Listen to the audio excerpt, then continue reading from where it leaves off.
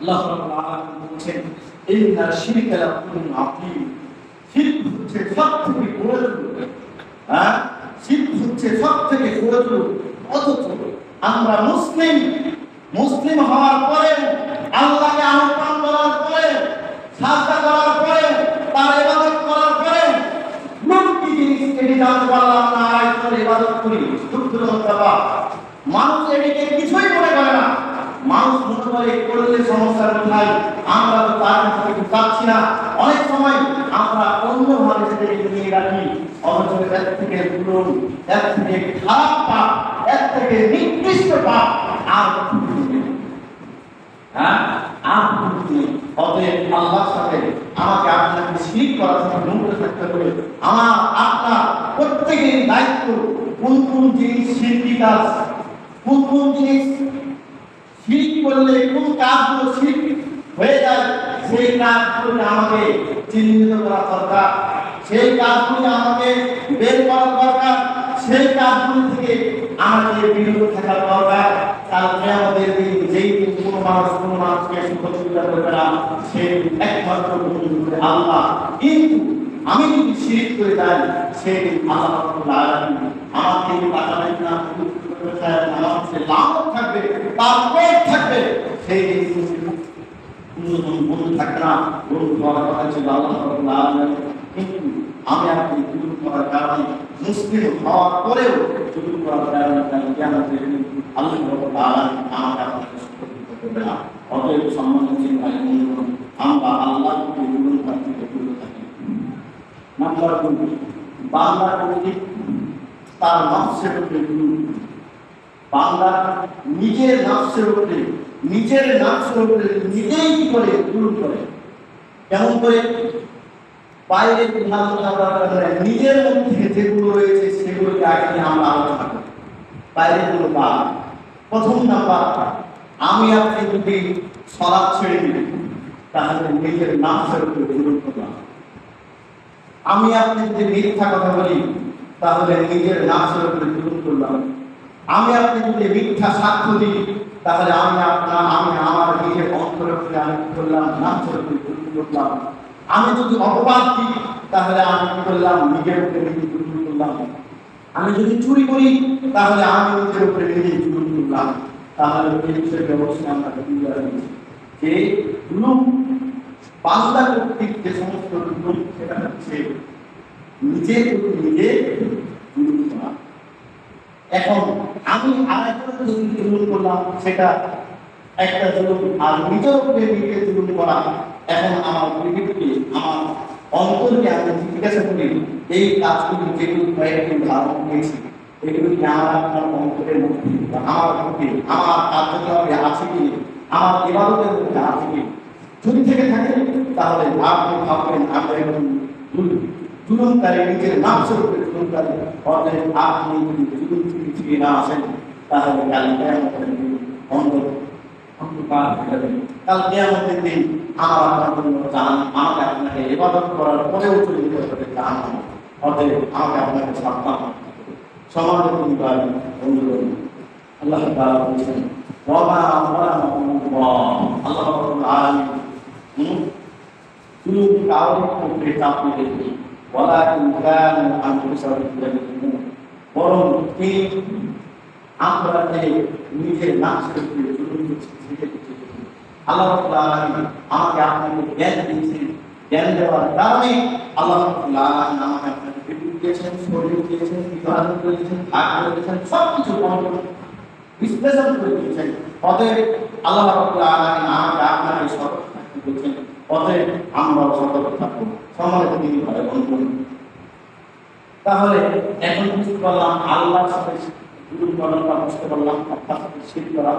আর ইবাদত বান্দার প্রতি জুলুম, একজন ভাই আরেকজন ভাইয়ের উপর জুলুম করা, নিজের নফসের উপর জুলুম করা, বিষয়টি তুলে ধরেছে। আরেকটা হচ্ছে আল্লাহর সৃষ্টি ও তার বান্দাদের উপর মানুষের জুলুম। আল্লাহর সৃষ্টি মানুষ বাদ দিয়ে আরো আছে, যেমন ধরেন পোকা মাকড়, সাপ, ব্যাঙ, বিড়াল আছে, এইগুলোর উপর জুলুম করা যাবে। এই প্রতি জুলুম করা যাবে না, এমনকি একটা কুকুরের প্রতি জুলুম করা যাবে। আমরা সকলেই জানি একজন জেনাকারী মহিলা একটা কুকুরকে পানি পান করার কারণে সে কোথায়। এটিও জানি যে হাদিসগুলো বুখারীতে বর্ণনা হয়েছে, একজন মহিলা বিড়াল লালন পালন করত এবং ওই বিড়ালকে সে কেটে দিয়েছিল। ওই বিড়ালটি সে বেঁধে রেখে তাকে খাদ্য দেওয়া হয়নি, তাকে ছেড়ে দেওয়া হয়নি। শেষ পর্যন্ত বিড়ালটি কি হয়েছে? মারা যায়। আল্লাহ রাসূল সাল্লাল্লাহু আলাইহি ওয়াসাল্লাম বলেছেন, এই মহিলাটা জান্নাতে উঠে যাবে। তাহলে আমি অন্যায়ভাবে কোনো বান্দা এবং কোনো প্রাণীর উপরে জুলুম করতে পারি। আমি আপনি কোনো ব্যক্তি বা প্রাণীর উপরে আমি আপনাকে জুলুম করতে আমার আপনাদেরকে হারাম করা। অতএব আমাকে আপনাকে এই জুলুম থেকে প্রত্যেককেই বাঁচতে হবে। আমি আপনি যদি জুলুম থেকে বেঁচে আসতে পারি তাহলে আমার কল্যাণ হবে। কেন? কিছু উদাহরণ রয়েছে। আল্লাহ রাব্বুল আলামিন সূরা আল-বাকারাতে বলেছেন, ওয়া ইয নাজাইনাকুম মিন আলি ফিরআউন রাসূলুল্লাহ। আমরা জানি যে ফিরআউন মানুষের প্রতি কি করেছিল? অনেক জুলুম। ফিরআউন মানুষের প্রতি কি করেছিল? আল্লাহ তাআলা বলেছেন, ওয়া ইয নাজাইনাকুম মিন আলি ফিরআউন রাসূলুল্লাহ। এই ফিরআউন মানুষকে কি করতো? অন্যায়ভাবে হত্যা করত, আর পুরুষদেরকে অন্যায়ভাবে হত্যা করত এবং নারীদেরকে কি করে দিত? শেষ পর্যন্ত ফিরআউনকে আল্লাহ রাব্বুল আলামিন কোথায় পেয়ে গেছেন? ফিরআউন, আমরা এই ঘটনা জানি যে মূসা আলাইহিস সালাম যে সময় আসতো, ফিরআউনের একটা নীতি ছিল যে 1 বছর পুরুষ সংগ্রাম করে করা হবে, হত্যা করা হবে, আর নারীদেরকে ছেড়ে দেওয়া হবে। ওই নাজাইনাকুম মিন আলি ফিরআউন রাসূলুল্লাহ সুবহানাল্লাহ তাদবিরুনা আবনাকুম ওয়া ইস্তাহনা নিসাআকুম ওয়া ফি যালিকুম বালাগুন মির রাব্বিকুম আযীম। নারীদেরকে তারা কি করে দিত? ছেড়ে দিত, আর কিছু সন্তান অর্থাৎ পুরুষ সন্তানদেরকে কি করত? হত্যা করত। আল্লাহ রাব্বুল আলামিন বলেছেন, এটা তোমাদের জন্য কিছু একটা বড়। এই ফিরআউন নিজেকে অনেক অহংকারী এবং মানুষের প্রতি অনেক অত্যাচার করেছিল। তো এই অত্যাচার আল্লাহ রাব্বুল আলামিন শেষ পর্যন্ত তাকে মানতে কি করেছেন? এই উদাহরণ আমাদের কাছে রয়েছে। অতএব আমাদেরকে সাবধান থাকতে হবে। সমাজে তিনি ভাই বোন, আল্লাহ রাব্বুল আলামিন উম্মত মুহাম্মাদের জন্য 6টি দাবি কথা বলেছেন। কয়টি কথা বললাম? 6টি কথা। তার মধ্যে একটা হলো ফিরআউন আর সামুদ। এভাবে আল্লাহ রাব্বুল আলামিন এদের কথা কি বলেছেন? এরা অনেক শক্তিশালী ছিল। এরা অনেক শক্তিশালী ছিল। মানুষের উপর অন্যায় করত, জুলুম করত, নির্যাতন করত, অন্যায়ভাবে মানুষকে হত্যা করত। যে অধিকার পৃথিবীতে কোনো মানুষের দেওয়া হয়নি, যে অধিকার আল্লাহ রাব্বুল আলামিন কোনো মানুষকে দিলেন, তখন ওই ব্যক্তিকে হত্যা করা হবে। যে ব্যক্তি কোন ব্যক্তিকে অন্যায়ভাবে হত্যা করা হয়েছে, আল্লাহর যে বিধান রয়েছে সেই বিধান অনুযায়ী মানুষকে হত্যা করতে হবে। আল্লাহর যে আইন রয়েছে এই আইন অনুযায়ী আল্লাহ মানুষকে কি করবে? শাস্তি দিবে। কিন্তু অন্যায়ভাবে একজন মানুষ ভ্রমণ অবস্থায়, একজন মানুষ রাস্তা দিয়ে হেঁটে যায়, একজন মানুষ রাস্তা দিয়ে চলছে, এরকম অবস্থায় একজন মানুষ আরেকজন মানুষের প্রতি আক্রমণ করতেছে, মারতেছে, এই জুলুম আল্লাহ রাব্বুল আলামিন আরম্ভ করেছেন। অতএব আমাকে আপনাকে কি থাকতে হবে? এই জুলুম থেকে বেঁচে থাকতে হবে। সমাজের মধ্যে ভাই বোন, জালিম সম্পর্কে, জুলুম সম্পর্কে কয়েকটি পয়েন্টে আলোচনা শেষ করলো। তার মধ্যে একটা পয়েন্ট হচ্ছে জালিম হলো ওই ব্যক্তি নিজের প্রতি যে নিজে কি করে? জুলুম করে। নিজের প্রতি নিজে কি করে? জুলুম করে। যেমন একটি উদাহরণ, একটি লম্বা একটি উদাহরণ আপনাদের সামনে পেশ করতে চাচ্ছি, কিন্তু এতটুকু আলোচনা করলে আলোচনা শেষ হয়ে যাবে। সংক্ষিপ্তভাবে বলি, এটা হচ্ছে সুলাইমান আলাইহিস সালামের সময়। সুলাইমান আলাইহিস সালামের সময় একজন নারী ইসলাম গ্রহণ করেছিল। জানা আছে নারীর নাম কি? বিলকিস। সুলাইমান আলাইহিস সালামকে আল্লাহ রাব্বুল আলামিন অনেক জ্ঞান দিয়েছিলেন, যে জ্ঞান পাখি কি বলতো সেটাছে বুঝতো, পিপিলিকা কি বলতো সেটাছে বুঝতো, পাখিরা তার আনন্দ করতো, পিপিলিকাও তার আনন্দ করতো, জিনেরাও তার আনন্দ করতো, যারা ছিল সবাই তার আনন্দ করতো। তো একদিন দেখছেন যে একটা পাখি, হুদহুদ পাখি, যেটা আল্লাহ রাব্বুল আলামিন পবিত্র কোরআনে বর্ণনা করেছেন, এই হুদহুদ পাখি দেখতে পাচ্ছেন না। জিজ্ঞাসা করা হলো, কি ব্যাপার, হুদহুদ পাখি কোথায়? তো হুদহুদ পাখি উপস্থিত। তিনি বলে দিলেন, কিছুক্ষণের মধ্যেই যদি হুদহুদ পাখি আমার কাছে উপস্থিত না হয়, তখন আমি তার করব, তার ব্যবস্থা গ্রহণ করবো, আমার তাকে শাস্তি। কিছুক্ষণের মধ্যে হুদহুদ পাখি আসলো, আসার পরে তার সাথে জবাব দিয়ে বলল, আমি এমন একটা জায়গায় গেছিলাম যেটা আপনি জানেন। যেই স্থানে, যেই জায়গাতে গিয়েছিলাম, সেই জায়গার মানুষ, স্থানীয় যে মানুষ, বা সিরিয়া, শাম, সিরিয়া অথবা ইরাক, ইরান এর মধ্যে একটা স্থান, শাম, এই স্থানে একটা কি রয়েছে, রাজত্ব রয়েছে। এই রাজত্ব নেতৃত্ব দেয় একজন মহিলা, তারা সূর্যের ভিতরে ইবাদত করে, পূজা করে। তো তাই না কিন্তু হ্যাঁ, এই কথাটাকে বাস্তবায়ন করার জন্য সত্য কথা বলছি না, মিথ্যা কথা বলছি, একটা চিঠির কথা, তাকে হুদহুদ পাখি। তারপরে আপনি বলা হলো, তুমি ওখানে বসে থাকবে। আমি বসে থাকলে তারা কি করে, এই চিঠিটি পাওয়ার পরে চিঠিটি পড়ে দেখছি যে নিশ্চিত বিলকিস বলছে যে নিশ্চিত একটা সম্ভ্রান্ত ব্যক্তির কাছ থেকে এই পত্র এসেছে। তার রাজত্বের মন্ত্রীদের সাথে পরামর্শ করে একটা পরামর্শের উপনীত হয় যে আমরা কিছু উদ্বোধন থেকে তার কাছে পাওয়া। যদি উদ্বোধন গ্রহণ করে তাহলে একটা প্রেসিডেন্ট যদি না করে উপরতন কি পাঠানো হলো। সুলাইমান আলাইহিস সালামের নিকটে সুলাইমান আলাইহিস সালাম তার এসে যখন এই কথা বলল, তখন তার রাজত্বের সকল বলল, তখন কোথায় সুলাইমান আলাইহিস সালামের নিকটে এই বিলকিস আসে। বিলকিস আসার আগে আল্লাহ রাব্বুল আলামিন এখানে কিছু আলোচনা করেছেন সূরা কাসাস। এই বিলকিসের যে সিংহাসন যেটি রয়েছে, সেটি এখানে কে উপস্থিত করে দিলেন? একজন বলতেছে যে আমি আপনাদের এই বৈঠকটা সম্পূর্ণ হওয়ার মধ্যেই আমি চলে আসবো। আরেকজন বলছে যে না, চোখের পলকেই আমি চলে আসবো। তখন তাকে নিয়ে আসা অনুমতি দিলেন। নিয়ে আসার পরে যখন বিলকিস সেখানে আসলো, শেষ পর্যন্ত যখন প্রাসাদে প্রবেশ করলো, তখন ওই প্রাসাদে প্রবেশ করতে গেল। প্রবেশ করতে গিয়ে তার এই কাপড়টাকে সে গুছিয়ে দিয়েছে, কারণ দেখছে এগুলো আমি যেখান থেকে অতিক্রম করছি সেখানে গ্লাস দিয়ে এত চাকচিক্যপূর্ণ রাস্তা মনে হচ্ছে যে আমার পাটা সামনে। এই অবস্থাটা হওয়ার পরে আপনার বিলকিস বলেছিল,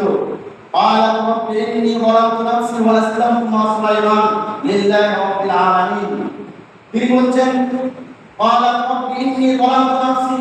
এই মহিলা বলছে, হে আল্লাহ, আমি আমার অন্তরের প্রতি জুলুম করেছি। অন্তরের প্রতি জুলুম এখানে কি? এতদিন আমি যার ইবাদত করেছি সেটা হচ্ছে অবশ্যই তার জুলুম ছিল।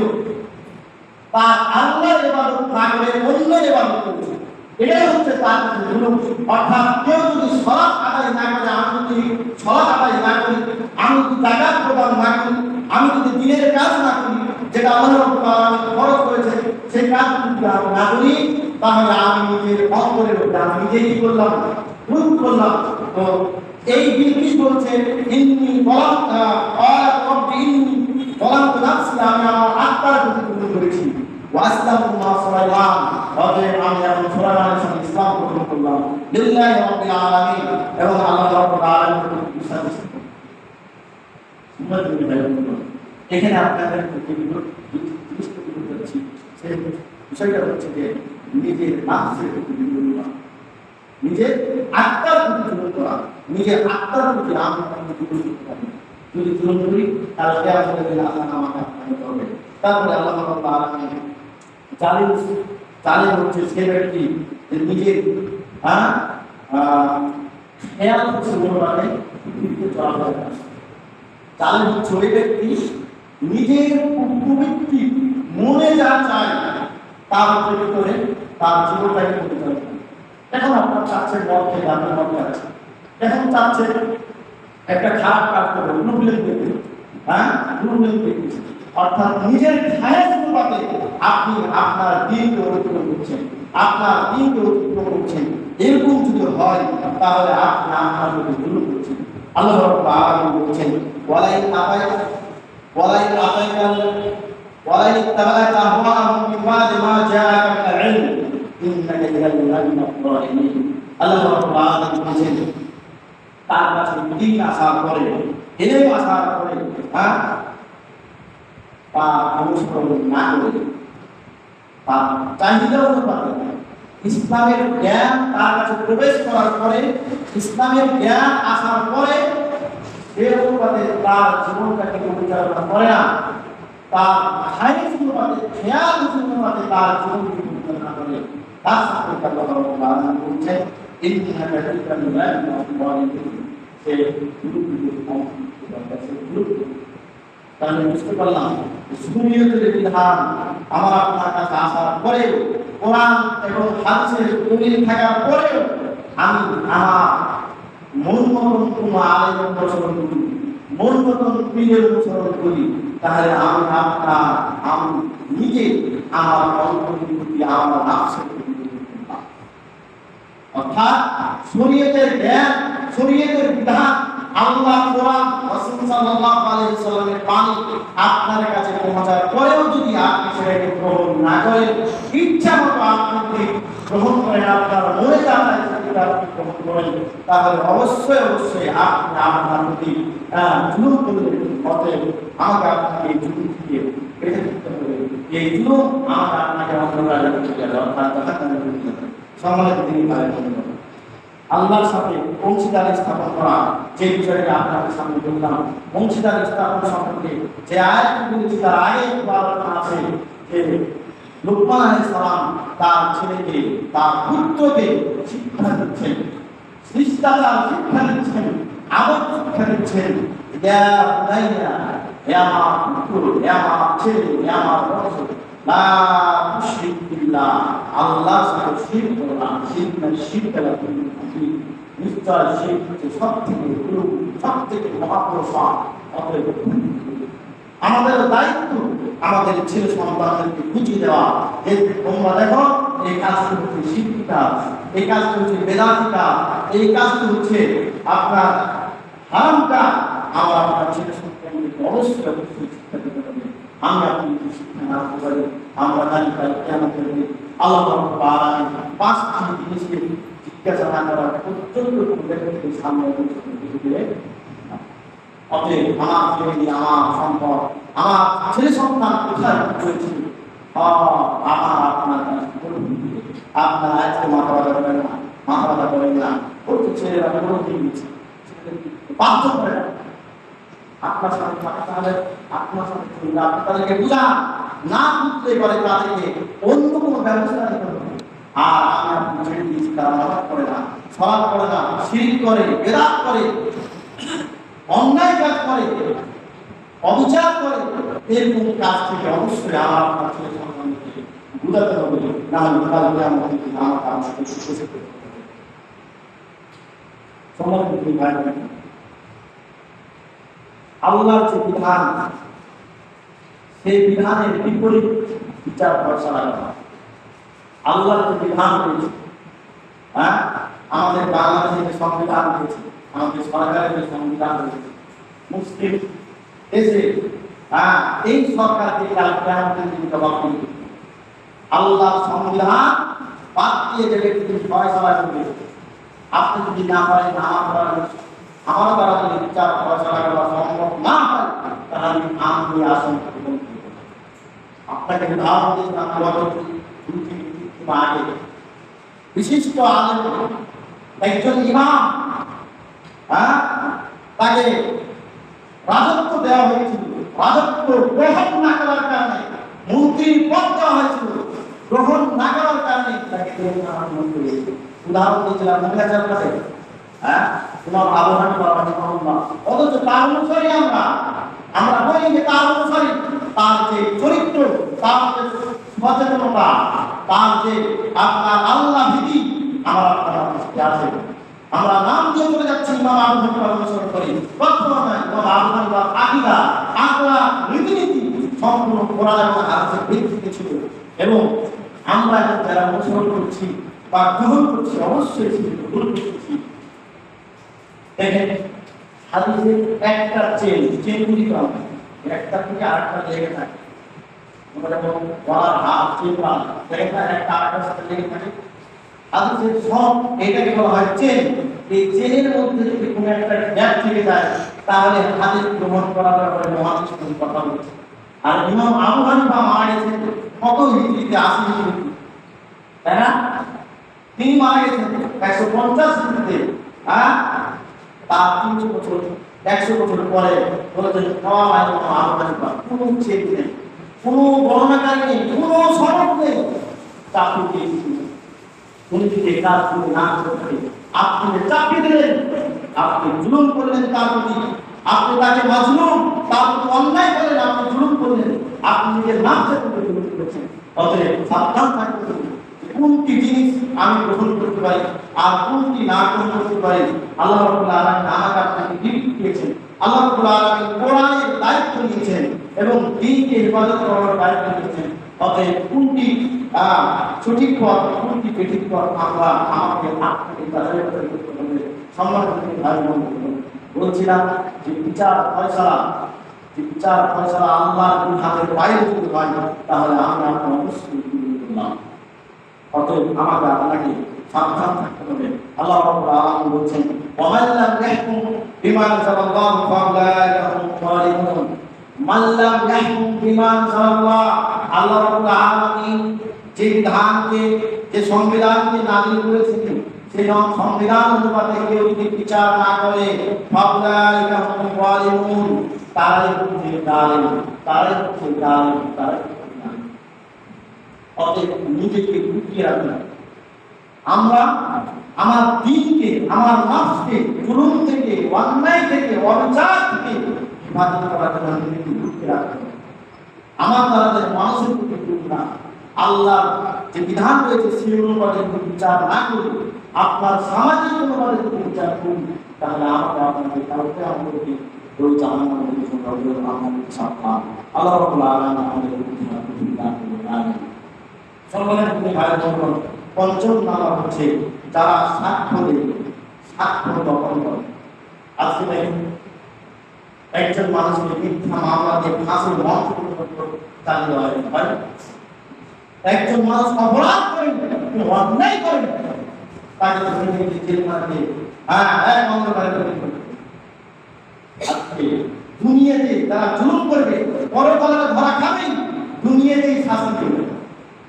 দুনিয়াতে আমার কথা আল্লাহ এবং আল্লাহ রাসূল সাল্লাল্লাহু আলাইহি ওয়াসাল্লাম, আমার আপনার কথা নয়, আল্লাহ এবং আল্লাহ রাব্বুল আলামিন নিজেই বলেছেন যারা নিজের প্রতি জুলুম করবে, মানুষের প্রতি জুলুম করবে, নির্যাতন করবে, নিপীড়ন করবে, নিষ্পেষিত করবে মানুষকে, আজকেও তারা কি লাঞ্ছিত হবে, পরকালে লাঞ্ছিত হবেই নিঃসন্দেহ। তার প্রমাণগুলো আপনারা নিজেরা দেখতে পাচ্ছেন। যার প্রমাণগুলো আল্লাহ রাব্বুল আলামিন মহাগ্রন্থ আল কোরআনে যে 6টি জাতির কথা বললাম, আল্লাহ রাব্বুল আলামিন আমাদের জন্য, উম্মতে মুহাম্মাদের জন্য শিক্ষা হিসাবে রেখে দিয়েছেন। অতএব আমাকে আপনাকে সাবধান থাকতে হবে। আমার দ্বারা যেন কোনো মিথ্যা সাক্ষী না হয়, আমার দ্বারা যেন অন্য ব্যক্তি যেন মাজলুম না হয়ে যায়, আমাকে আপনাকে সাবধান থাকতে হবে। আল্লাহ রাব্বুল আলামিন বলেছেন ওয়ামান আযলামু মিম্মান কাতাবা শাহাদাতান ইনদাল্লাহ, ওই ব্যক্তি যে আর জুলুমকে করল, যে তার সাক্ষ্যদানের নির্দেশ করল, তার সাক্ষ্যকে, সত্য সাক্ষ্যকে গোপন করল, এই ব্যক্তি হচ্ছে সব থেকে জালিম। আল্লাহ রাব্বুল আলামিন আমাকে আপনাকে এই কাজ থেকে করেছেন। অতএব আমি আপনি আমার অবশ্যই জুলুম থেকে হেফাজত করতে হবে, আমার অন্তরকে জুলুম থেকে নিরাপদে রাখতে হবে। ষষ্ঠ নাম্বার হচ্ছে আল্লাহর আদেশ অমান্য করে। আল্লাহ আদেশ অমান্য করে। দেখেন আপনাদের বিবেককে না দেওয়ার জন্য বলছি, আদম আলাইহিস সালাম কয়টা অপরাধ ছিল বলেন? জান্নাতে কয়টি না? এক। আল্লাহ আদেশ করেছেন কি লা তাকরাবা হাযিহিশ শাজারা, এই গাছের নিকটবর্তী হয়ে না। লা তাকরাবা হাযিহিশ শাজারা ফাতাকুনা মিনাল যালিমিন, যদি তুমি হয়ে যাও তাহলে জুলুমকারীদের অন্তর্ভুক্ত। একটা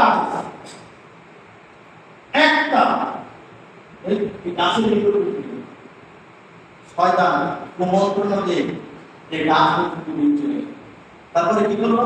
শেষ পর্যন্ত জান্নাত থেকে বের হলো। আল্লাহ রাব্বুল আলামিন কথা বলছেন ওয়াকুলনা ইয়া আদম আনতা ওয়া যাওজুকা আল-জান্নাতা ওয়া কুলা মিনহা। সম্মানিত ভাই-বোনেরা, এই অন্যায় করার কারণে, জুলুম করার কারণে পৃথিবীতে এসে আল্লাহর কাছে দোয়া করছে। আল্লাহর কাছে কি করছে? দোয়া করছে। কে দোয়া করছে? আদম আলাইহিস সালাম। এই দোয়াটা আমি আপনাকে যদি গ্রহণ করে থাকি, অবশ্যই আমাকে আপনাকে অবশ্যই তিনি কি বলছেন? তিনি বলছেন আল্লাহ, আমি আমার আত্মাকে গ্রহণ করেছি, যদি তুমি আমাকে ক্ষমা না করো আমি ক্ষতিগ্রস্তের অন্তর্ভুক্ত হই। ক্ষতিগ্রস্তের অন্তর্ভুক্ত আমি আপনি দেখেন আজকে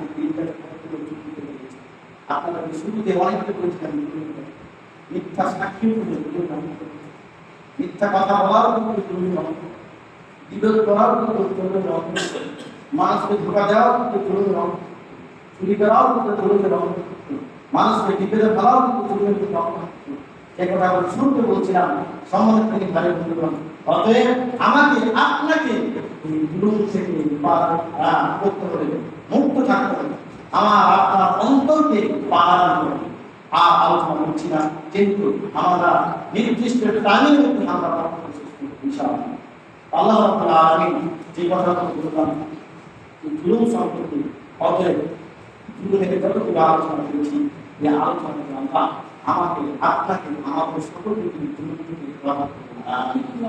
আল্লাহ আমরা যদি মানসিক জুলুম না করি, আল্লাহ সেই প্রতিজ্ঞা নিজের আত্মার প্রতি জুলুম না করি, আল্লাহ সেই প্রতিজ্ঞা কখনো মানুষকে মিথ্যা সাক্ষী দিয়ে আমরা